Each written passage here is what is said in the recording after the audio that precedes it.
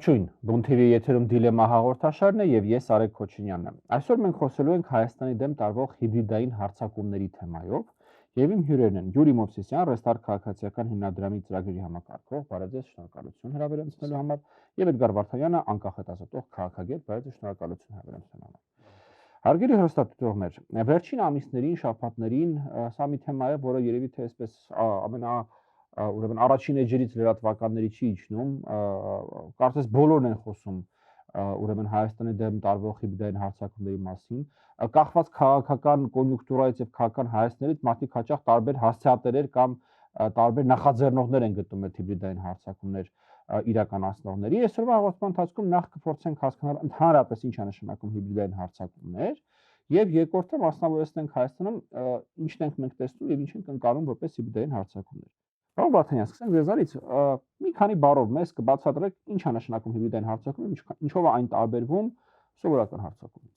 Իհարկե, շնորհակալություն, շատ կարևոր թեմա է։ Այս թեմայով մի շարք հետազոտություններ եմ արել իդեպ եւ նաեւ հաղորդաշար եմ պատրաստել։ Տեսեք, հիբրիդային հարձակումներ կամ հիբրիդային սպառնալիքներ այդ տերմինն է կիրառվում։ Երբեմն նաեւ հիբրիդային պատերազմ տերմին է կիրառվում, բայց ես հիբրիդային պատերազմ տերմինի հետ այդքան համաձայն չեմ, հատկապես այն ինչ վերաբերում է Հայաստանի նկատմամբ, այսպես հա, տարվող հարձակումներին, որովհետև հիբրիդային պատերազմը կարող է լինել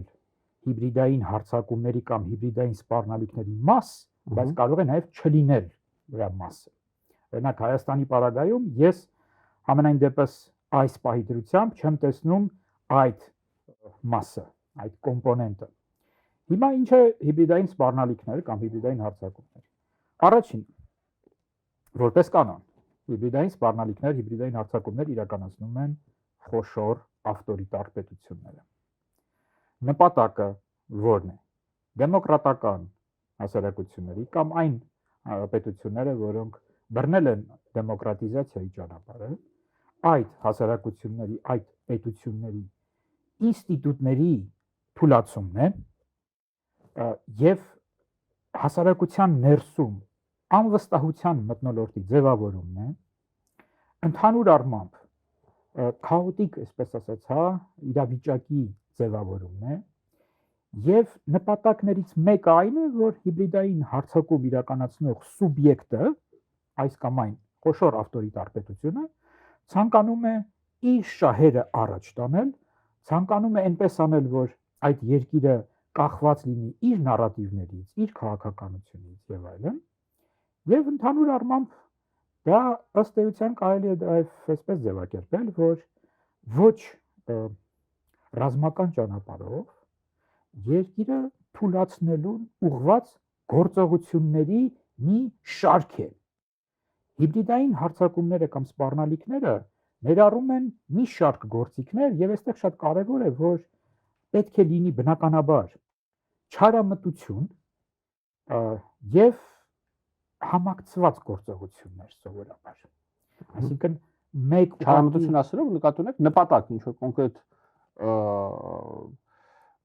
իրավիճակ փոխելու նպատակ։ Այո, այսինքն հենց այնպես չի արվում, դա քաոտիկ կերպով չի արվում, դա կազմակերպված գործողություններ են, անպայման։ Եվ նաև մի շարք գործողությունների համակցություն է, այլ ոչ թե մեկ գործողություն։ Հիմա տեսեք, որոնք են այդ համակցված գործողությունները, որոնք են կոմպոնենտները հիբրիդային սպառնալիքների։ Առաջինը՝ ապատեղեկատվական արշավներ։ Խոսքը այստեղ միայն այն մասին չէ, որ առանձին ինչ-որ ապատեղեկատվություններ են տարածում, այլ հենց արշավ բառը պետք է կիրառել այստեղ կամպանիա։ Այսինքն ամբողջ մի զինանոց է օգտագործվում, տարատեսակ սխեմաներ եւ այդ արշավը ինքը պարբերաբար, այսինքն այս կամ այն հարցի վերաբերյալ, հաշվի առնելով տեղի սպეციფիկան օրինակի համար, տարատեսակ իրադարձությունները, որոնք երկրում կան եւ այլն, այդ ամեն ինչը հաշվի առնելով կազմակերպվում է ապատեղեկատվական արշավ, տեսեք ինչ ձևով է դա արվում։ Ուրեմն ապատեղեկատվական արշավի մաս է կազմում ուղղակի ապատեղեկատվությունը, իսկ կեղծ տեղեկատվությունների տարածումը սոցիալական ցանցերի օրինակ միջոցով, հա։ Այդ երկրի այս կամ այն իրավիճակին վերաբերող եւ հիմնականում ապատեղեկատվական այդ կոմպոնենտը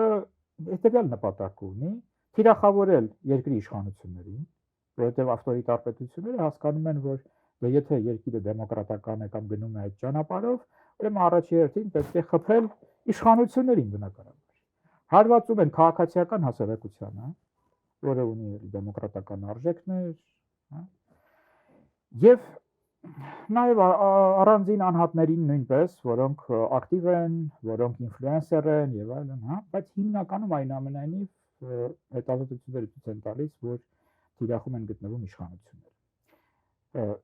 Ինչ էլ կոմպոնենտ կա այդ արշավի տեղեկատվական արշավի մեջ կամ տեղեկատվական, այստեղ կարելի է ասել տեղեկատվական պատերազմ բառը,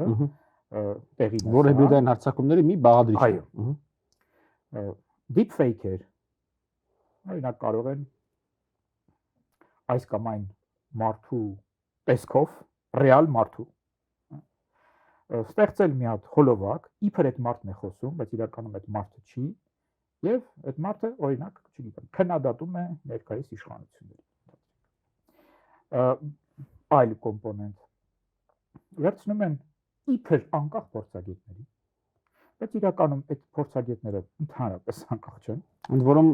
լինում է, չգիտեմ, Ամերիկայի Միացյալ Նահանգներից պրոֆեսոր։ Այո, դա էլ շատ հաճախ տարածված է, ինչու են դա անում, որ տպավորություն ստեղծվի, որ այդ բան չի, էլի, օրինակի համար, եթե Ռուսաստանն է իրականացնում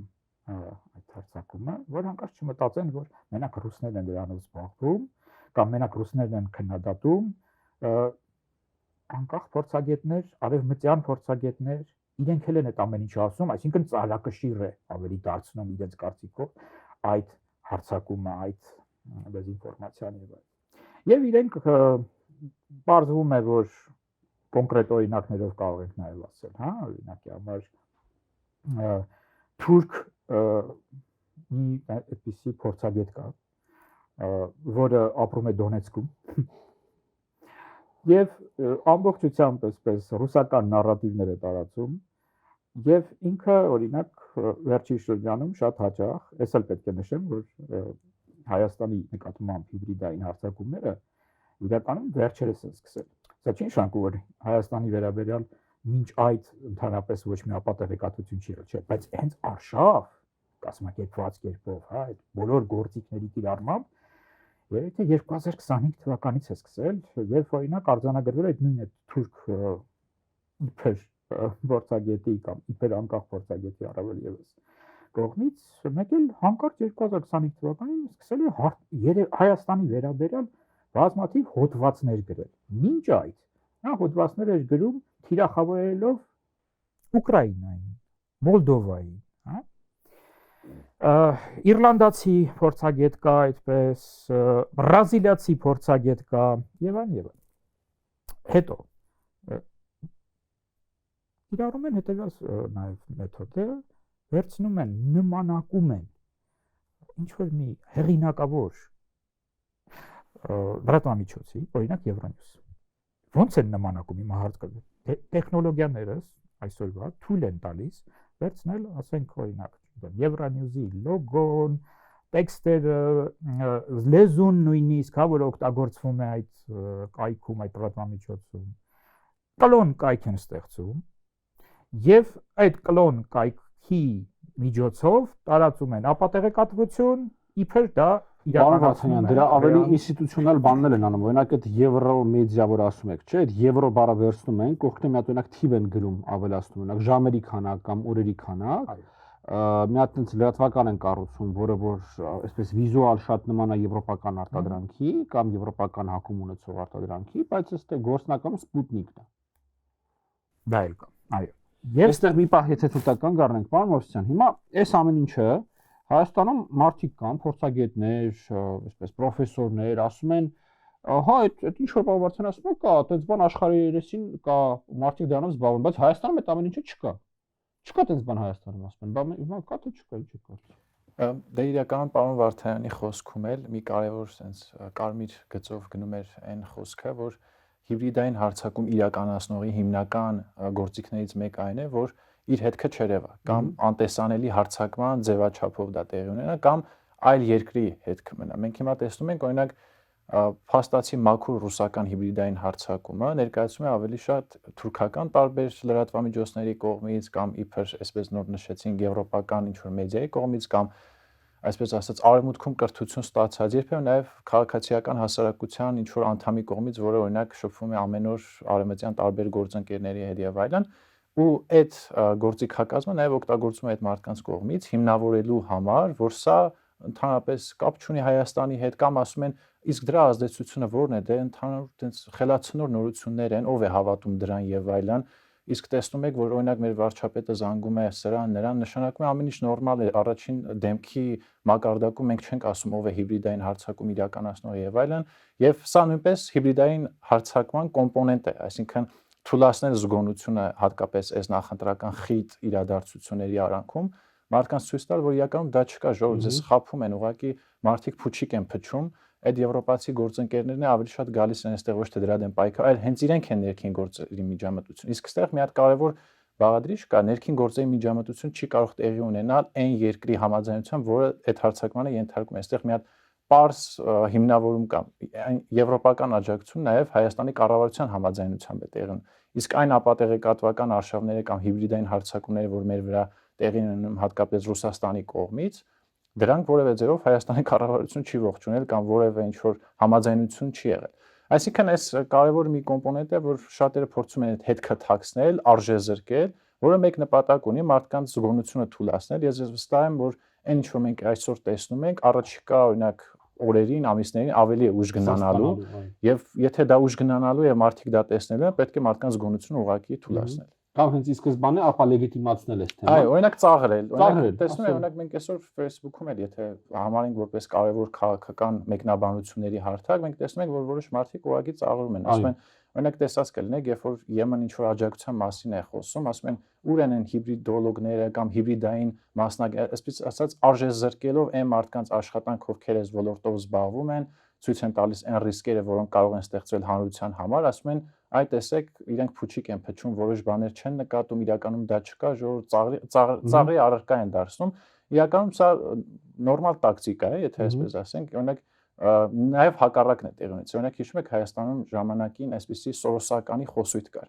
Երբ որ այդ սորոսական տերմինը սկսեց ծաղրի առարկա դառնալ, եթե տեսնենք այս տարիների միտումները, արժեզրկվեց, չէ՞, այդ թեման։ Օրինակ այսօր այդ ուժգնությամբ չի տարածում այդ նարատիվը, որը կար այն ժամանակ, օրինակ 17-18 թվականին, երբ որ Ռուսաստանի թիրախը ոչ թե օրինակ Հայաստանի կառավարությունը, այլ քաղաքասարակությունը, այսինքն հարձակման են ենթարկում են մարդիկ, ովքեր հեղափոխական գործընթացներում որևէ դեր են ունեցել, նրանց տարբեր պիտակներ կպցնելով, նրանց հայհոյելով, նրանց նկատմամբ ապատեղեկատվություն տարածելով եւ այլն, ու երբ որ մենք տեսնում ենք այս տենդենսը, տեսնում ենք, որ սա նաեւ մարտավարություն է, որ կարող է կիրառել լինել հակառակ թևում, ու մենք տեսնում ենք տարբեր խոսույթների փոփոխություն, օրինակ 20 թվականից հետո մենք հիշում ենք, չէ՞, ժողովրդավարություն, անվտանգություն դիսկուրսը, ասում են, այ տեսեք ժողովրդավարությունները պատերազմում թույլ են։ Օրինակ վերջին շրջանում այդքան էլ ուժգնությամբ, այդ մեծ ուժգնությամբ դա չի տարածվում, որովհետև այնքան տարբեր փաստերով, տարբեր իրադարձություններով մարդիկ հասկացան, որ աննորմալ նարատիվ է դա, իրենք արդեն փորձում են ադապտացվել նոր իրավիճակին։ Պարոն Վարդանյան, ձեր խոսքը մի բան ընդհատեցին, խնդրեմ շարունակեք։ Այո, ես կուզենայի նաև ասել, որ բացի ապատեղեկատվական արշավներից, հիբրիդային հարձակումների կամ սպառնալիքների մաս է կազմում կիբերհարձակումները, եւ նաև արձանագրվել են, որ հենց ռուսական հետք ունեցող հարձակումներ են իրականացվել, օրինակ պետական տարբեր կայքեր, պետական ինստիտուտների, իշխանական նաև այսպես ինստիտուտների կայքեր կոտրվել են եւ նաև երբեմն հաղորդագրություններ են թողել, նրանք որոնք կոտրել են։ Ինչ հաղորդագրություններ է այստեղ հարցեցեք։ Օրինակ ասել են, որ մենք ռուսական կիբեր բանակ, չեմ սխալվում, այդպես է կոչվում, ասում են, որ Կրասնոդարի հայերի դրդմամբ կամ խնդրանքով ավելի շուտ մենք այս մեսիջն ենք փոխանցում, որ իշխանությունները դավաճան են ձեր, որ իշխանությունները գնում են դեպի արևմուտք, որ Ռուսաստանից թեքել են երեսը, որ Ռուսաստանին են թիրախավորում եւ մենք պետք է կանգնեցնենք այս գործընթացը։ Ուղղակիորեն։ Հիմա ինչ-որ մեկը կարող է ասել, որ դա Մոզամբիկի հակերներն են արել իմաստը։ Պարզ է, չէ՞, որ եթե նման մեսիջով դու կոտրում ես նույնիսկ ասում ես, որ ես ռուս կիբեր անվտանգության ինչ որ չգիտեմ կամ բանակի ներկայացուցիչ եմ, պարզ է, որ դա ուրեմն արվում է ռուսական ինչ որ շրջանակների կողմից։ Դե պարոն Վաթյան, ասում են դրանք սիրողական ինչ որ շրջանակներ են, մարդիկ են իրանց մոտեցումն են անում, դա Ռուսաստանի իշխանությունից կապ չունի։ Հիմա տեսեք, եթե առանձին ինչ որ մի հատ դրվագ լինի, կարող ենք մտածել, որ հա կարող է ինչ որ սիրողական ինչ որ մեկը նստած ինչ որ բան անում, հա, այսպես ասած կայֆա բռնում։ Բայց մենք տեսնում ենք, որ այդ ամեն ինչը համակարգված է, պարբերաբար է արվում եւ չի արվել միայն Հայաստանի նկատմամբ, այլ արվել է Ուկրաինայի նկատմամբ, Մոլդովայի նկատմամբ, այսինքն բոլոր այն պետությունների նկատմամբ, որոնք գնում են ժողովրդավարության ճանապարհով եւ որոնք Ռուսաստանի կողմից այս կամ այն ձևով հարձակման են ենթարկվել, ճնշման են ենթարկվել եւ այլն եւ այլն։ Եվ բացի այդ, նաեւ ապացուցված է, որ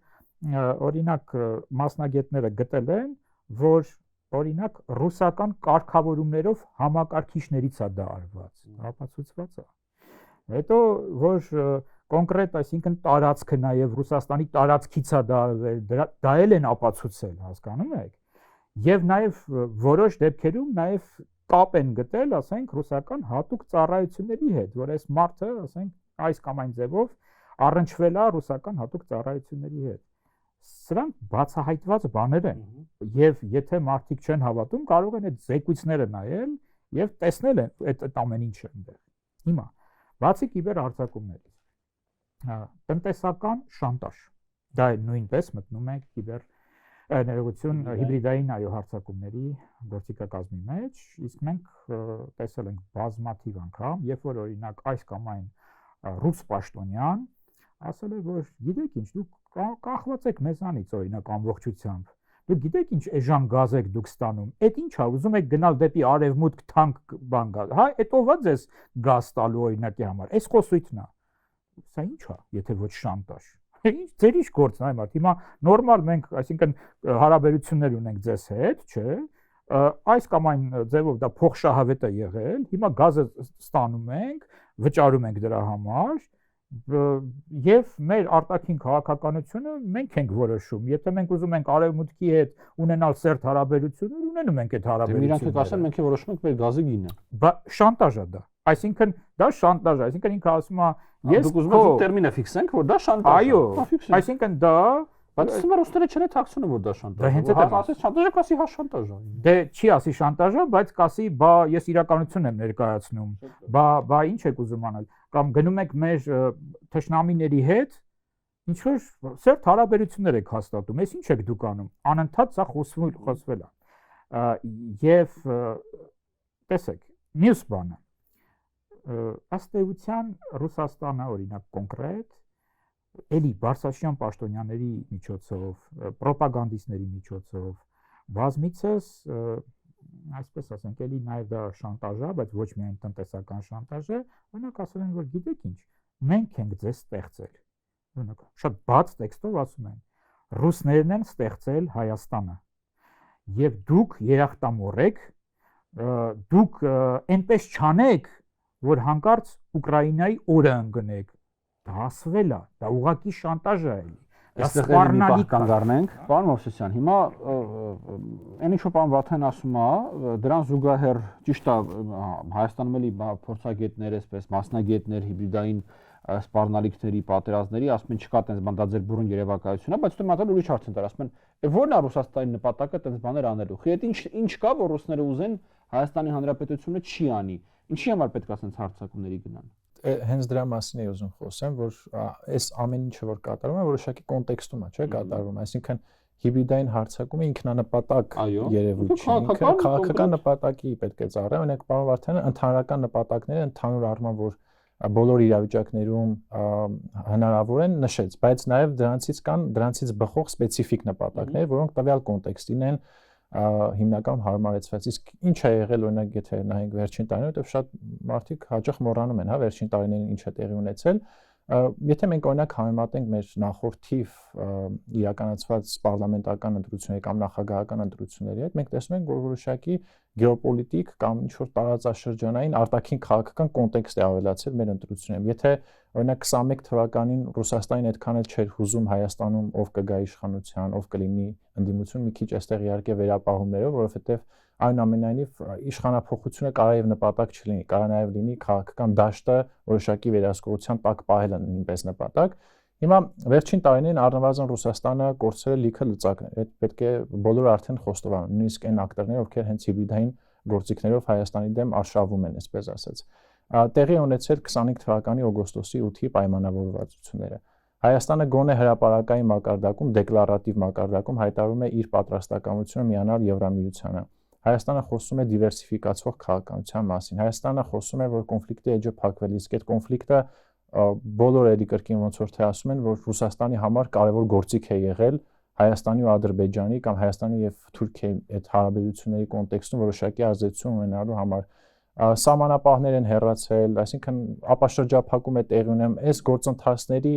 շահառուն Հայաստանի Հանրապետությունն է, բայց ոչ Ռուսաստանը, եւ հետեւաբար այս կոնտեքստից ելնելով է նաեւ այս հիբրիդային հարձակումների ուժգնությունը ավելի մեծանում, որովհետեւ ըստ էության դրանք որոշակի արտաքին քաղաքական նպատակներ են, հա, հետապնդում։ Մեզ համար դրանք ներքաղաքական լարվածություն են եւ Հայաստանի ապագան են որոշում արտաքին քաղաքականության մեջ, Ռուսաստանի համար իր տարածաշրջանային շահերի սպասարկման տիրույթում են գտնում։ Այսինքն այս փաստ է, որ Ռուսաստանը ինքնանպատակ ինչ-որ sense մի օր չորոշեցին, հա, որ Հայաստանի դեմ կարելի է ինչ-որ մի բան անել ու սկսեցին անել։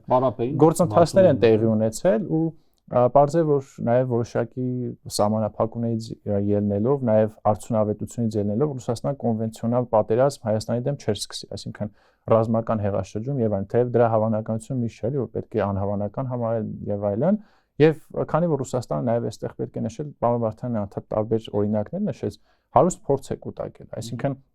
գուցե հիբրիդային հարձակում, հիբրիդային պատերազմ երևույթը, բովանդակությունը դեռ շատ հին ժամանակներից եղել են, տարբեր մարտավարական հնարներ են օգտագործել դեռ, չգիտեմ, Քրիստոսից առաջ գտնվող ժամանակներում գտնվող տերությունները եւ այլն, բայց այն բովանդակությունը, որ այսօր մենք խոսում ենք հիբրիդային հարձակումների մասին, հենց Ռուսաստանը տարբեր երկրների դեմ կիրառել է։ Օրինակ, մենք իհարկե միշտ ասում ենք ռազմական կոմպոնենտը չկա, բայց իրականում հենց հիբրիդային հարձակումների կամ հիբրիդային պատերազմների մեջ կա ռազմական կոմպոնենտ լինի։ Օրինակ, վերջին շրջանում, երբ օրինակ ռուսական դրոնները հայտնվել են Եվրոպայի օդային տարածքում, ինչ որ ռազմական կոմպոնենտ է իրենից ենթադրում, բայց իհարկե դա միակ կոմպոնենտը չէ, որ գերակշռող դեր է ունեցել, հա, հիբրիդային հարձակումների կոնտեքստում։ Հիմա Հայաստանի պարագայում այդ կոմպոնենտը կարծես թե չի դրսևորվելու ամենայն հավանականությամբ, բայց ուզում եմ ասեմ, այս կոնտեքստային իրավիճակը երբ որ վերլուծում ենք, նպատակահարմարությունն ենք հասկանում, թե Ռուսաստանը ինչու է հենց հիմա սկսել այդ հիբրիդային հարձակումները։ Այսինքն նախորդ ընտրությունների հետ կապված կա այսպես կոնյունկտուրային լուրջ փոփոխություն, եթե նախկինում դաշտում չէր քննարկվում ըստ էության 21 ընտրությունների ժամանակ չէր քննարկվում այդ արտաքին քաղաքական դիվերսիֆիկացիայի հերանեկարը, ես հիշում եմ ժամանակ խոսում ենք, որ զինված ուժերը ռուսների հետ են բարեփոխելու նոյեմբերի 9-ի փաստաթղթի մասին, այստեղ երեթե կարևոր է լի նաև քաղաքական կոնտեքստը ներկայացնել, օրինակ նոյեմբերի 9-ի փաստաթուղթը ռուսական միջնորդության փաստաթուղթ էր, որը պաշտպանվում էր հենց քաղաքական մեծամասնության կողմից։ Եթե հիշենք, շատ հաճախ մենք որոշակի ձևակերպումներ ենք, չէ՞, տալիս պրոռուսական ընդդիմություն, որովհետև ռուսական նարատիվներ վերարտադրող քաղաքական խմբեր են։ Այդ խմբերը 21 թվականի ընտրությունները ասում են նոյեմբերի 9-ը կապիտուլյացիա է, այսինքն Ռուսաստանի տեսանկյունից կարելի ասել խնդիր չէր, որ քաղաքական մեծամասնությունը պաշտպաներ իր փաստաթուղթը եւ նա ուղղակի նպատակահարմար չէր գտնում որևէ ձևով միջամտել, չնայած նրան, որ շատ օրինակ ընտրական գործընթացներով մասնագիտացած կազմակերպություններ էլի նշում են, որ այնպես չի, որ 21 թվականին ինչ-որ միջամտություններ տեղի չեն ունեցել եւ այլն, ուղղակի կոնտեքստը ահռելի տարբերվում է նրանով, որովհետեւ այն ժամանակվա քաղաքական մեծամասնությունը հենց պաշտպանում էր այդ փաստաթուղթը։ Իսկ հիմա մենք ունենք թռիվ, որը շատ հաճախ հանրային քաղաքական դիսկուրսում համեմատության մեջ է դրվում նոյեմբերի 9-ի փաստաթղթի հետ։ Հաջորդ կոմպոնենտը հիբրիդային հարձակումների պրոքսի ուժերի միջոցով ապակայունացնել իրավիճակը։ Մենք սա ենք տեսնում։ Որոնք են այդ պրոքսի ուժերը, էլի, այսինքն ակնհայտ ինչ որ խմբեր, հա, օրինակ Հայաստանի ներսում կան խմբեր, որոնք ինչպես նշվեց, ռուսական նարատիվներ են առաջ քաշում եւ իրենք նաեւ զբաղվում են, այսպես ասած, իբր ակտիվիզմով։ Դուրս են գալիս փողոց, ինչ որ ակցիաներ են կազմակերպում, բան եւ այլն։ Բայց այդ ամեն ինչը մեկ էլ չգիտես ինչին միշտ համընկնում է ռուսական քարոզչական այդ նարատիվների հետ։ Այն ինչ որ իրենք անում են, մինչև իրենց ակցիաներ իրականացնելը, գործողություններ իրականացնելը, դրա գաղափարախոսական հենքը Կրեմլը տալիս է իր քարոզիչների միջոցով, պաշտոնյաների միջոցով, հա։ Հիմա մեկ էլ իրենք այդ գործողությունները որ անում են, բարձր չէ, որ այդ գործողությունները ինչ նպատակ ունեն։ Եվ տեսեք, մի շատ կարևոր այստեղ բան կա, որը մեզ շատ օգնում է։ Մոլդովայի փորձը շատ լավ կերպով ուսումնասիրված փորձ է, եւ Մոլդովայի փորձը ցույց է տվել ուղղակի բառացիորեն, կոնկրետ օրինակներով, որ Ռուսաստանը իրականացնում է այն գործողությունները, որոնք հիմա Հայաստանի նկատմամբ է իրականացնում։ Նայեք, այնտեղ հետաքնող լրագրողները ներթափանցել են, ասենք, օրինակ, պրոռուսական ինչ-որ տենց խմբեր, հա, եւ ինչ են արել, օրինակ, որպես ակտիվիստ են ներկայացել, ռուսական ակտիվիստ, պրոռուսական ակտիվիստ։ Եվ ասել են, մենք ուզում ենք ձեզ օգնենք, բան եւ այլն, Եվրոպա, Մոլդովան վարի է գնում է եվրոպական ճանապարհով, մենք ուզում ենք այս ամեն ինչին մասնակցել։ Մեր ավանդական արժեքները մոլդովական մենք ուզում ենք դրա դեմ գնանք, մենք ուզում ենք դրա դեմ գնանք, կանգնեցնենք մի խոսքով Մոլդովայի կործանումը, անք էլ ասել են, վայ, ինչ լավ մարդիկ եք, այո, մենք էլ հենց կակրած դրա համար ստեղծվել ենք, ինչ եք դուք անելու ուրեմն, լավ։ Սկզբից տրեյնինգ են արել, տրեյնինգից հետո ասել են, ուրեմն դուք ստանալու եք X գումար, այդ X գումարի շրջանակներում, օրինակի համար, դուք գրելու եք 100 կեղծ մեկնաբանություն տարբեր կայքերում, տարբեր սոցիալական ցանցերի, այսպես ասած, մեկնաբանությունների բաժիններում, հա, հետո կգաք կզեկուցեք, եթե տեսնենք լավ եք աշխատել, էլի գումար կտանք, հաջորդ կսպասեք հաջորդ հանձնարարությանը։ Մենք այդ ամեն ինչը տեսագրել են, ձայնագրել են, ապացուցված է նաև որ գիտեք գումարը գալիս է Մոսկվայից, այնտեղ իրենց ասել են գումարը գալիս է Մոսկվայից, հետո ներքին խոսակցություններ ա եղել, օրինակ ինչ-որ մեկը խոսում ասենք հեռախոսով, որ դա ասենք այդ լրագրողը, որը ներթափանցել է այդպես, տեսագրել է, ձայնագրել է, որ ասում է, հա, բանա, դե ես իմ աշխատողներին պետք է վճարեմ արդեն էլի, հոնորար տալու ժամանակն է եկել, բողոքներ կան, բան կան եւ այլն, այդ գումարը ինչ-որ ուշանում է, երբ կգա, այնտեղից ասում է, դե մի քիչ էլ սպասեք, կգա, գիտեք որ Մոսկվայից է գումարը գալու եւ Promsvязь բանկի միջոցով, ռուսական Promsvязь, որը իդեպ կապեր ունի ռուսական ռազմաարդյունաբերության հետ, ասես ասենք, այդ գումարները մարդկանց հաշիվներին նստելը։ Իրենք որպես ռուս իբր ռուս ակտիվիստներ ստացել են այդ գումարը, հասկանում եք, հնարավորինս այդ այստեղ մի բան նույնիսկ կանգառնենք, պարոն Մովսյան։ Հիմա մարդիկ ասեն, բայց սրա խնդիրը ո՞րն է։ Հիմա բանը քաղաքաշարակությունը դրամաշտորներ է ստանում արևմտյան երկրներից, իր ծրագրերը, բաները իրականացնում են, նրանք էլ տենց են աշխատում։ Հիմա իրանցը դրամաշտոր չի, իրանցը ուրիշ բան է, իրանք էլ իրանց ծրագրերն իրականացնում։ Այ ո՞րն է խնդիրը, որ լինի ուրեմն քաղաքաշարակության կազմակերպություններ, որոնք որ իրականացնում են ժողովրդավարություն, մարդու իրավունքներ եւ այլն, լինեն այլ նրանք։ Ինչ խնդիր կա դրա։ Իրականում այդ հիմնական նարատիվներից մեկն էլ դա է արժեզրկելու հիբրիդային հարձակումների հավանականությունը կամ դրանց լրջությունը։ Օրինակ ասում են, դե հիմա օրինակ այս վերջերս Եվրասիա հասարակական կազմակերպություն գոյություն ունի, որը հենց Մոլդովայում շատ լուրջ դեր ունեցել բարեգործություններ անելով, ասում են հիմա իրանց փափուկ ուժն էլ դա է։ Հիմա ինչ կապ ունի այստեղ թաց անձրոցիկ եւ բան մանկական կեր ուղարկեին, մենք էլ չհամաձայնվեցինք դրա։ Իրականում տարբերությունները շատ են ու շատ կարեւոր է սրա մասին խոսելը, այսինքն ընդհանրապես արևմտյան ներկայությունը այստեղ փափուկ ուժի տեսքով ինչպես է դրսևորվում, ընդհանրապես աշխարհում ինչպես է դրսևորվում եւ ռուսական փափուկ ուժի տակ ինչ նկատի ունենք։ Հիմա նույն Մոլդովայում փափուկ ուժեր օրինակ ընտրողների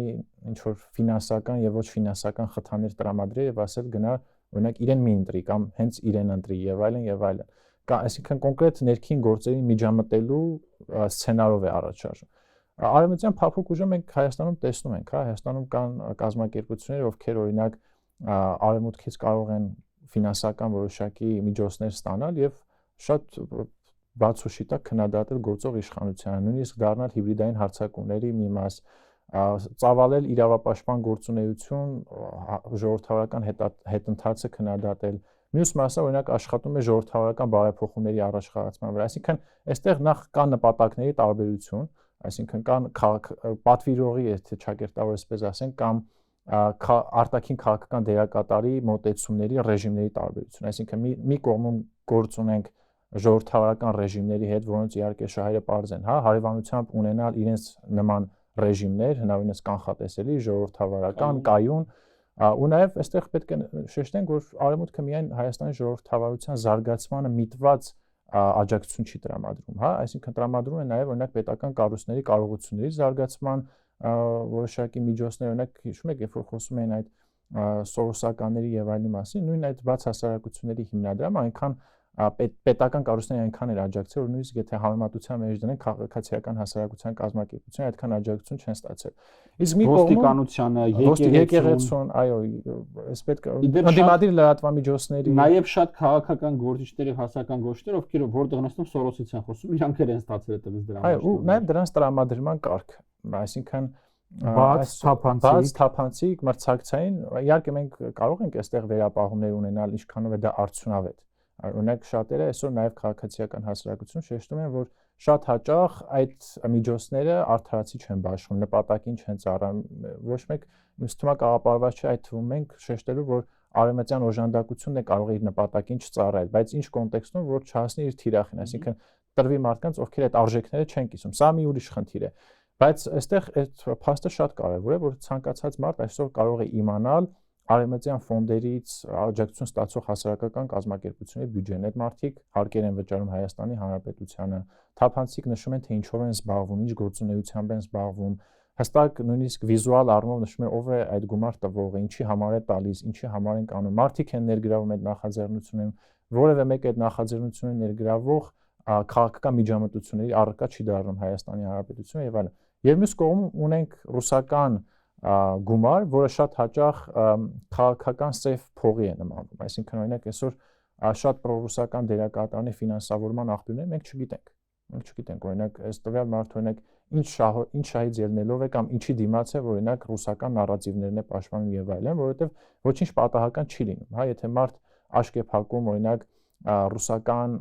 հիբրիդային հարձակումների, Հայաստան-Ռուսաստան հարաբերության ներկայիս վիճակի վրա եւ խոսում է, որ Հայաստանը թրքացում է եւ այլն, ու ամեն օր իրեն տեսնում ես օրինակ ռուսական, չգիտեմ, դեսպանատան տարբեր միջոցառումներում եւ այլն, այստեղ արդեն գործ ունենք Հայաստանի ներքին դիմադրունակության խնդրի հետ, այսինքն մենք այնուամենայնիվ ինչքան էլ ասենք դրանք ոչ թափանցիկ են, պետությունը պետք է որոշակի գործիքակազմ ունենա նաեւ հակազդելու դրան։ Երբ որ օրինակ խոսում ենք նաեւ հիբրիդային հարձակումներին դիմակայելու վերաբերյալ, իհարկե մենք մի կողմից նշում ենք, որ քաղաքացիական հասարակությունը մեդիան կարևոր դեր ունի դրանք բացահայտելու, վերահսկելու եւ այլ գործառույթներ անելու համար, բայց նաև պետություն ունի, հա, որոշակի պարտավորություններ ու կարծում եմ այս ընտրությունների կոնտեքստում հիբրիդային հարձակումների մի ահռելի կարևոր դեր ունեցող նաև բաղադրիչը այդ քաղաքական ֆինանսավորման խնդիրն է, որը կարելի ասել Հայաստանի խոցելի կողմերից մեկն է։ Եթե մենք տեսնում ենք մեր ինստիտուցիոնալ կարգավորումները ու տեսնում ենք իրական պատկերը, մենք ինչ ենք տեսնում, որ Հայաստանում կան քաղաքական շարժումներ, որոնք 1 տարի է հայտարարում են, որ ընտրությունների մասնակցելու են, բայց այդպես էլ քաղաքական կուսակցություն չեն գրանցվում, բայց ծախսում են ահռելի ռեսուրսներ, Երևանում այնպիսի գրասենյակներ են բացում, որոնք օրինակ արժեն մինչև $500,000 արժողությամբ տարածք, հա, իրենք անդամների են հավաքագրում, որոնց վճարում են, իրենք քաղաքական գովազդ են անում եւ հանրությունը չի տեսնում, թե ուր են այդ գումարները, ով է դրա վճարողը, ով է դրա սպասարկողը եւ այլն եւ այլն։ Եվ մյուս կողմից ունենք գործող քաղաքական մեծամասնություն, որ քիչ թե շատ հրապարակային ասում է, թե իր գումարները որտեղից են գալիս եւ հետաքննող լրագրողները ավելի շատ գործիքակազմ են ունենում վերահսկելու քաղաքական մեծամասնության կամ այլ քաղաքական դերակատարների քաղաքական ֆինանսները։ Ու սա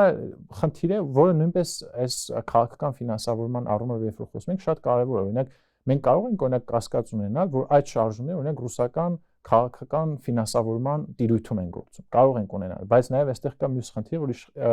պետական ապարատը չունի այդ գործիքակազմը կամ նույնիսկ եթե ունենում է արդյունավետ չի հակազդում դրան։ Այսինքն այս տարբերությունները երբ որ տեսնում ենք, շատ հստակ է որն է ներքին գործերի միջամտություն, որն է ժողովրդավարության աջակցություն։ Երևի այստեղ մի բան կուզեմ հավելեմ։ Գիտեք, ես կարծում եմ մեզանում բավականաչափ խոսակցություն չկա մի իրողության թեմայով, որ ժողովրդավարական ինստիտուտները, մարդու իրավունքները, օրենքի գերակայությունը դրանք բացարձակ արժեքներ են։ Դրանք նույնքան բացարձակ արժեքներ են եւ հավասար բացարձակ արժեքներ են մեր երկրի անկախությանը։ Եվ երբ որ օրինակի համար խոսքը այսպես ինչ որ հավասարության դաշտ է տարվում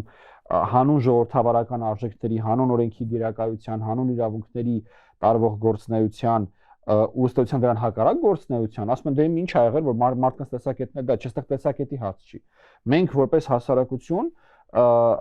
ուրեմն հաջողության հնարավորություն ենք այնքան ժամանակ, քանի դեռ մեզանում լինի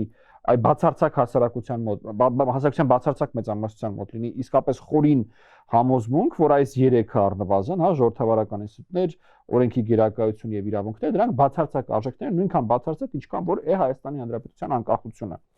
Եվ այս առումով սա ոնց որ այդ առաջին բանն է, էլի խոսակցությունը կամ առաջին շրջանակը, սրանից բխող երկրորդ շրջանակը։ Իսկ ժողովրդավարական մեթոդներով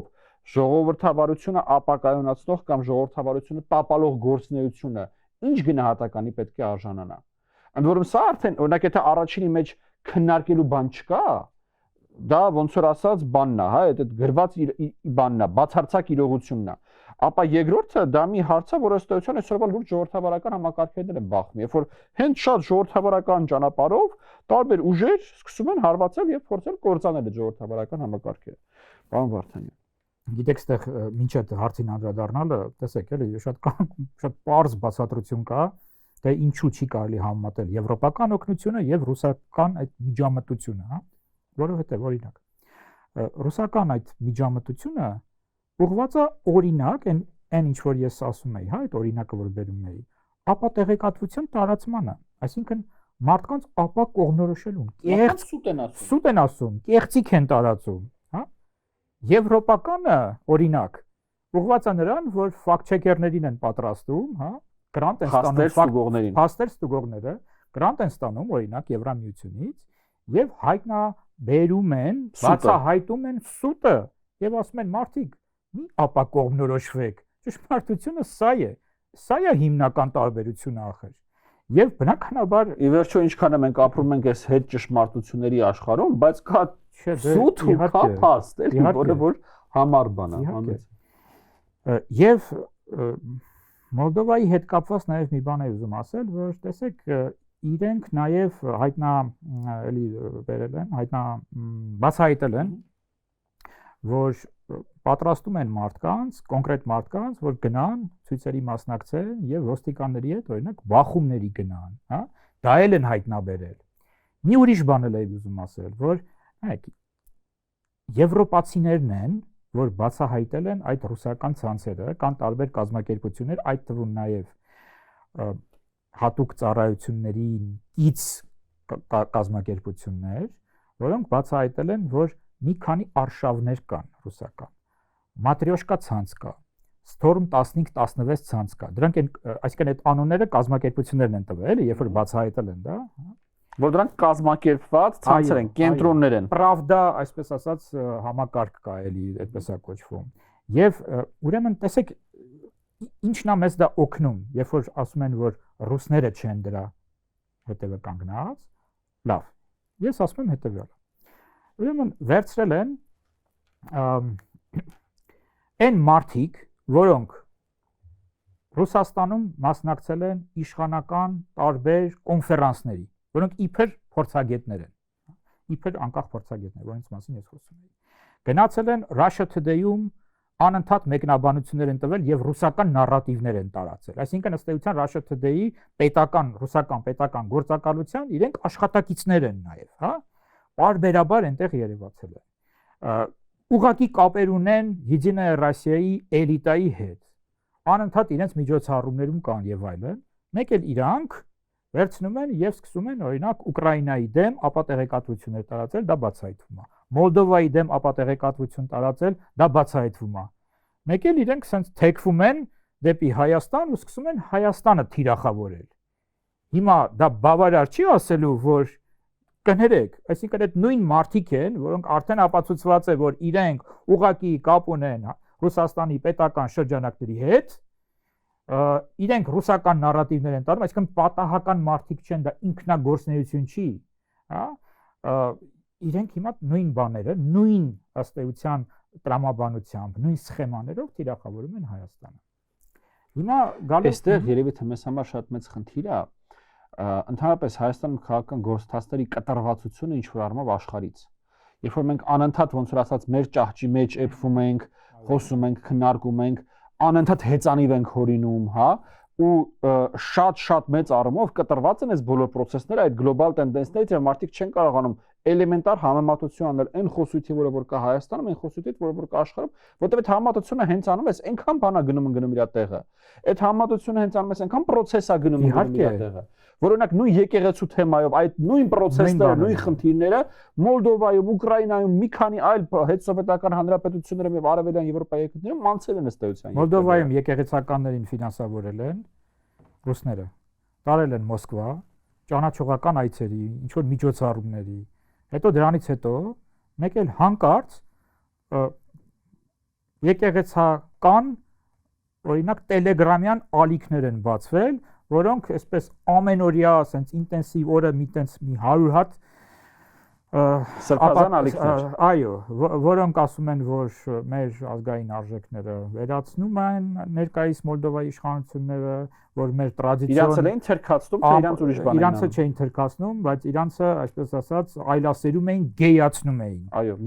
մոլդովական գենը պղծում էին։ Այո, գենը պղծում էին։ Այդ ամեն ինչը մեկ էլ հանկարծ տենց համընկել է, էլի, հա, իրանց Ռուսաստանի այցը եւ կոնկրետ նաեւ գումար են ստացել, սա էլ են իդեպ բացահայտել հետաքննողները մոլդովացիները, ու հիմա եկեք զուգահեռներ հասկացնենք, էլի մեր։ Հիմա նայեք։ Այ հենց դա եմ ասում, էլի, որ այդ զուգահեռները Հայաստանում շատ կարևոր անցկացնել, մարդկանց ցույց տան, թե ինչքան են կրկնվում։ Մի ուրիշ օրինակ բերեմ։ Ուրեմն այս վերջերս է, չէ՞, որ բանը կարծեմ Եվրակուրիեր այսպեսի մի հատ անվանումով, որը նմանակում էր Евronewс-ը, մի հատ sense հոդված էր հրապարակված, որ իբր ֆրանսիական Oranո ընկերությունը ռադիոակտիվ թափոններ է բերելու եւ թաղելու է Դիլիջանում, որ իբր Մակրոնի եւ Փաշինյանի միջև համաձայնություն է ձեռք բերել, որ իբր Իմ քայլը հիմնադրամի հաշվին արդեն 1.6 միլիոն դոլար նստել է դրա համար եւ ամբողջությամբ կեղծ հոդված, ուրեմն հեղինակ են դրել, որ ինչ որ ֆրանսիացի լրագրող է դա հեղինակել։ Այդ ֆրանսիացի լրագրողը ասել է, որ չան, ես ընդհանրապես այս հոդվածի հետ կապ չունեմ, գողացել են իմ լուսանկարը, իմ անունը, ես դատի կտամ բան կանեմ, ահագին տենց գործընթաց եղավ։ Հիմա մեկ էլ գիտեք ինչ հայտնաբերեցի իմ ուսումնասիրություններում, որ 2024 թվականին նմանատիպ լուր էին պատրաստել, կեղծ լուր, որ իբր Զելենսկին Oranո ընկերության հետ համագործակցաբար նիգերական ուրանա բերելու, որ Ուկրաինայում գախնի ատոմային բոմբ են իրենք սարքելու։ Այսինքն էլի նույն ընկերությունը թիրախավորվել է։ Վերաբերապես ընկերության այո, ուրան, բան եւ այլն, այսինքն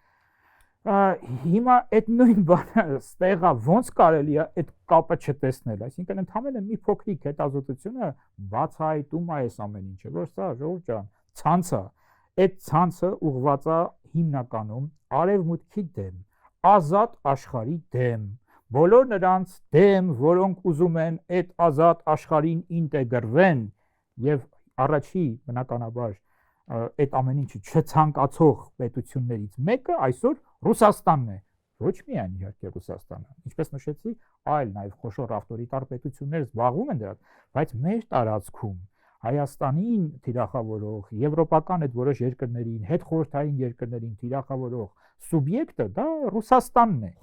Պարոն Վարդանյան, ես մի քանի ժամանակ մեզ քիչ է մնացել, մի քանի կոնկրետ օրինակներ եմ ուզում բերեմ հիբրիդային հարվածների,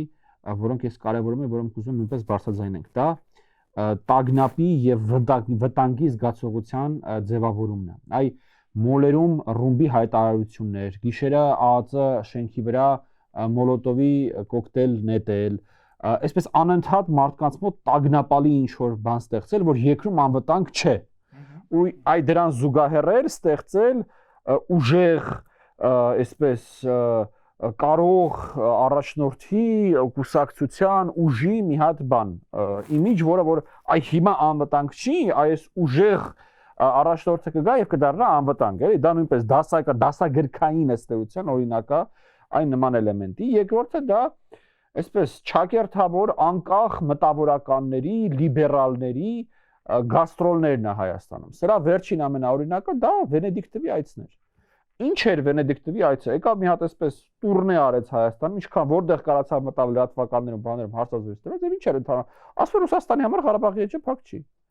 Այսինքն կասկածի սերմ ցանել այն քաղաքական կուրսի, խաղաղության քաղաքական կուրսի նկատմամբ, որը որ կա։ Իսկ կարող ավսյոտիկի մի քիչ ձգենք ռուսները հետ գան գնանք Ալդիբեջանսկի գլուխը ջարդենք։ Մոտավորապես սա էր Վենեդիկտովի ասածը։ Հիմա ընդ որում շատ հետաքրքիր է, որ դա ասվում է ոչ թե Սալավյովով, Կիսիլյովով, Բաղդասարովով, չգիտեմ, Մարգարիտա Սիմոնյանով, այլ դա ասվում է այսպես ավելի դեսել հոեսել պարկեշտ մարդ է, չէ, կարքին մարդ է, գիտեք ինչ հոդվածներ ունի, ինչքան է պայքարել մարդու իրավունքների համար եւ այլն, բայց բանից պարզվում է, որ նույնք այսերապաշտն է։ Եվ երրորդ բաղադրիչը, որը նույնպես շատ կարևորում եմ, դա ընտրական զբոսաշրջությունն է, այսպես ասած, որովհետեւ մեր եւ արտաքին հետախուզական ծառայությունը, որից հետո նաեւ մեր շատ հարգելի գործընկերները իրազեկ քաղաքացիների միավորումից հայտարարություններ սկսեցին տարածել այն մասին, որ Ռուսաստանում հիմա շատ ակտիվորեն սկսել են աշխատել, նախապատրաստել են ուղղությամբ, որ Ռուսաստանում բնակվող մեր հայրենակիցները Հայաստանի քաղաքացիություն ունեցող անձից ուղղորդեն այդ մարդկանց սպառնալիքներով, կաշառքներով։ Եվրազիա հիմնադրամը հիշատակվեց, որի Հայաստանի ուղղությամբ աշխատող, այսպես ասած, կուրատորը, այդ կազմակերպության համապատասխան բաժնի ղեկավարը Միկա Բադալյանն է։ Հենց երեք ես հենց ինքն էր տարածել իր էջում, ասենք, հա, մի հատ նյութ էր տարածել, որտեղ ինքը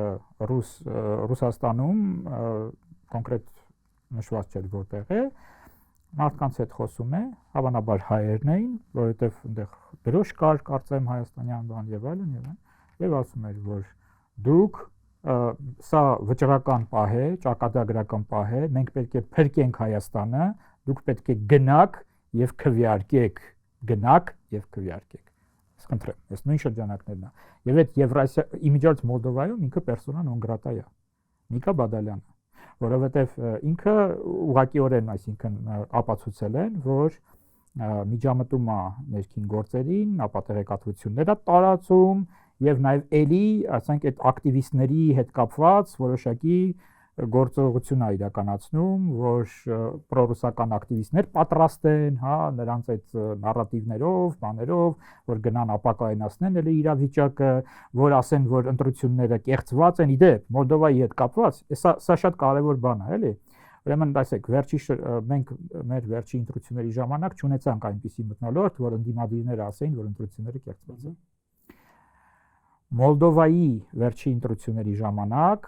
այդ բանը արդեն հստակ դրել էին, որ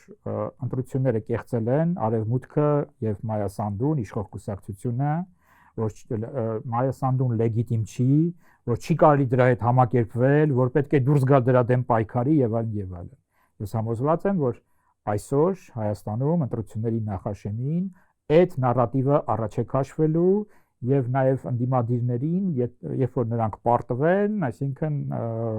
չասեմ հրահանգվելու, բայց ուղղորդվելու են այդ շրջանակների կողմից։ Մենք դա արդեն տեսել ենք, պարոն Վարդանյան, Գյումրիում։ Տեղական մակարդ, ոչ միայն Գյումրիում, այլ նաեւ Աղարշապատում։ Ես նաեւ երկու դիտարկում այդ մասով եմ ասում, որովհետեւ մի երկու գործիք էլ կա, որ կարծում եմ մենք չնշեցինք, բայց դա էլ է կարեւոր։ Կեղծ դիտորդական առաքելությունների դերը, որը ոչ միայն տեղական դիտորդական առաքելությունների մասին է խոսքը, այլ իբր միջազգային դիտորդական առաքելությունների մասին, ու վերջերս մենք դրա ականատեսը եղանք, ընդհանրապես ընտրությունները դիտարկող առաքելությունները շատ շուտվանից բոլորիս պարզ են, նույնիսկ այն շատ հաճախ հետևող հասարակ մարդը հասկանում է, թե ովքեր են ընդհանրապես միջազգային այն կազմակերպությունները, որոնք դիտարկում են թե Հայաստանի, թե բոլոր ընտրությունները շատ անկախ իրականում կազմակերպություն, որոնց ֆինանսավորումը թափանցիկ է, որոնք ունեն բավականին մեծ համբավ այս ոլորտում եւ բազմաթիվ տենց կայուն ձևով, շարունակական ձևով զեկույցներ են տրամադրում։ Վերջերս օրինակ մեկ դիտորդական առաքելություն էր եկել, որը գնահատեց Հայաստանի ժողովրդավարությունը, կարելի ասել բռնապետության մակարդակի, նշեց, որ իշխանությունները հրաժարվել են իրենց հետ հանդիպել, հետեւաբար նրանք ցանկանում են կեղծել ընտրությունները, նշվեց, որ եկեղեցին թիրախավորման տակ է եւ այլն, Եվ դրան զուգահեռ եկան նաև այլ դիտորդական առաքելություններ, որ նույնպես ԵԱԿ-ԺՄԻԳ-ը, որը միշտ, եթե արդեն բոլորս գիտենք, գրեթե բոլոր ընտրությունները Հայաստանի վերաբերյալ զեկույցներ են տրամադրել, մենք կարող ենք այդ զեկույցներով հասկանալ մեր իրական իրավիճակը ընտրական process-ը։ Մյուսը, եթե չեմ սխալվում, IDOI sense անվանումով ինչ որ անհասկանալի, ես օրինակ, չգիտեմ, շատ քիչ չի այնպես փորձառությունից, որ չեմ հետևել ընտրությունների, առաջի անգամ լսում այդ կազմակերպությանը, այդտեղ հայեր են ներգրաված իդեպ Սփյուռքի տարբեր կազմակերպությունների ներկայացուցիչներ, որոնք ըստ էության տարբեր աղբյուրներով հատկապես կապեր ունեն դաշնակցության տարբեր կազմակերպությունների, ինչը շատ նորմալ է, որովհետև եթե նայում ենք մեր Սփյուռքը եւ այնտեղ գործող քաղաքական ու հասարակական կազմակերպություն, մեծ մասը հիմնականում դաշնակցության հետ կապակցված մարդիկ են։ Իրենք արդեն անկողնական ու նաեւ որևէ աղբյուր չկա, թե որոնք են նրանց ֆինանսավորման աղբյուրները։ Ինչը արդեն իսկ հատկապես դիտորդական առաքելության պարագայում, որը պետք է սիմվոլը լինի թափանցիկության, որովհետև նրանք դիտարկում են ընտրություններ, հետեւաբար մարդիկ պետք է իմանան ով է այդ փողը տալիս, որպեսզի նրանք այդ դիտորդական առաքելությունը իրականացնեն։ Եվ բացի ԵԱԿ-ԺՄԻԳ-ից նաև վերջերս Մաքքենի ինստիտուտը նաև Հայաստան եկավ, որը թափանցիկ կերպով հրապարակեց զեկույց, որտեղ նույնիսկ այնպիսի ձևակերպումներ կան, որ օրինակ ես էլ համաձայն չեմ դրան, բայց փաստացի մարդիկ են, որոնք գիտենք ումից են ֆինանսավորվում, ինչ փորձ ունեն եւ այլն եւ այլն, եւ ցավոք սրտի ինձ համար նաև հիբրիդային այս հարցակումների հատվածում էլի մի բան ակներև դարձավ, որ նաև Հայաստանում պրոդեմոկրատական, նաև թե մեդիայում, թե քաղաքասարակություն խնդիր ունենք նաև այս իրավիճակներին արձագանքելու իմաստով։ Այսինքն կեղծ դիտորդական առաքելությունը գալիս է Հայաստան, բավականին լայն կերպով լուսաբանվում է, բայց ունի այս տիպի խնդիրներ, ֆինանսավորման, անկախության եւ այլն, բայց ոլորտում մեծ փորձառություն ունեցող դիտորդական առաքելությունները գալիս են Հայաստան, շատ թիրախային խնդիրներ են առանձնացնում մամուլի, ընտրական գործընթացների, հիբրիդային գրողների եւ այլն իմաստով, եւ մենք այսօր կարող ենք փնտրել, թե քանի լրատվամիջոց օրինակ անդրադարձել դրան եւ այլն։ Եվ մյուս կողմից երբ հարցումները իդեպ նույնպես այդ առումով դա է ուզում նշել, եւ սա այդ փոխկապակցած նաեւ Հայաստանից Սփյուռքի, ընդհանրապես Հայաստանից դուրս գտնվող մարդկանց թերը այս ընտրությունում կարծում եմ նույնպես հիբրիդային հարցակումների մի կարևոր բաղադրիչ է ու դա կարող է տարբեր կերպ դրսևորվել։ Արդեն իսկ մեկը նշեցինք, հրապարակումներ կան արդեն իսկ, որ կարող են հատկապես Ռուսաստանում բնակվող հայերի մեծ խոսք լինի ընտրական գործընթացում։ Մենք տեսնում ենք, որ կարող են Հայաստանից դուրս գտնվող տարբեր հայաստանցիներ թիրախավորվել եւ ներգրավել շատ ոչ օրինական գործընթացներ։ Օրինակ վերջերս Factor TV-ին կարևոր հետաքննություն էր արել, որը վերաբերում էր Viomix, եթե չեմ սխալվում, թերթին։ Երևանի տարբեր շրջաններում ինչ որ թերթեր էին հայտնվում, որոնք ամբողջովին մտածածին ինչ որ լուրերի մասին էին եւ նաեւ դրան զուգահեռ այդ թերթում նաեւ կային որոշ փորձագետներ, որոնք հիմնականում հանդես են գալիս անկախ փորձագիտական դաշտում, որոնք այդ թերթի մեկնաբանություններ են տվել։ Եվ վերջում պարզվել էր, որ շատ էսել շատ սիմվոլիկ բան էր, որ Գավառից մի մարդ, որը Հայաստանում անհաձեռնարկատեր է գրանցված, որը խոստովանում է Factor TV լրագրողին, որ ինքը գնում է Ռուսաստան, թերթերը բերում է Հայաստանում վաճառում է եւ այլն, այստեղ չվաճառում, ցրում է, ցրում է, իսկ ով է գրում դա, Պարշի, այսինքն եթե Մոսկվայից է բերում եւ այլն, առնվազն մենք կարող ենք ենթադրել մեծ կասկածունով, որ դա նաեւ գրվում է Մոսկվայում։ Ու այստեղ նաև խնդիրը հենց դրանում է, որ որ Ռուսաստանում այդպես ազատ հատապագրական գործով ինչ մամուլ ուզում տպում է, մի քիչ այդ երկիրը չէ։ Ու Հայաստանի թերթերի քաղաքականության որևէ կերպով չէր համապատասխանում։ Այնտեղ հստակ նմուշառումներ կան, որոնք պետք է արվեն, քանի քանակով է տպել, որտեղ է տպվել եւ այլն, որևէ ձևով այդ ստանդարտներին չէր համապատասխանում։ Ու սա նաև տեղիք է տալիս մեզ մտածելու, որ մյուս ռիսկն էլ այն է, որ հատկապես օտար երկրներում, հատկապես Ռուսաստանում աշխատող մեր հայրենակիցները կարող են թիրախավորվել տարբեր կերպերով, որովհետև այն ամենով այդ մարդիկ ֆինանսական տարբեր խնդիրների պատճառներով գտնվում են Ռուսաստանում կամ այլ երկրներում ու հնարավոր է որ նրանց նաև ներգրավեն տարբեր հավաքագրումների կեղծ տեղեկությունների տարածման մեջ։ Հարգելի գործընկերներ, մեր ժամանակը ցավոք ավարտվեց, ես մենակ մի վերջին միտքն եմ ուզում ընտրությունների հետ, քանի որ կապված խոսում էինք։ Ըստ էության պետք է ֆիքսենք, որ կա երկու նպատակ էլի հակառակ կողմի մոտ։ Առաջին նպատակը դա ընտրություններում հաղթանակ տանելն է եւ ըստ էության ամբողջ հիբրիդային հարցակումների, սպառնալիքների գերագույն նպատակը դա է, բայց կա նաեւ երկրորդ նպատակ, այդ հաղթանակը չտոնելու դեպքում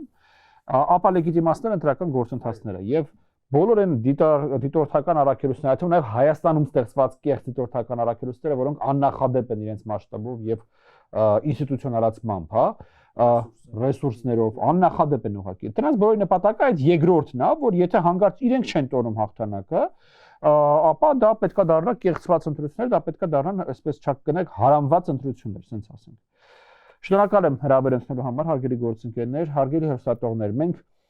բնականաբար չհասցրեցինք ծածկել ամեն ինչ, որտեղ թեման չափազանց ընդգրկուն է, մենք նույնիսկ տեսական մասը մինչև վերջ չկարողացանք հասցնել, բայց ես կարծում եմ, որ առաջիկա շաբաթներին մենք դեռ առիթ կունենանք այս թեմային վերադառնալու։ Լավ եղեք, կհանդիպենք յուրաքանչյուր կիրակի 19:00։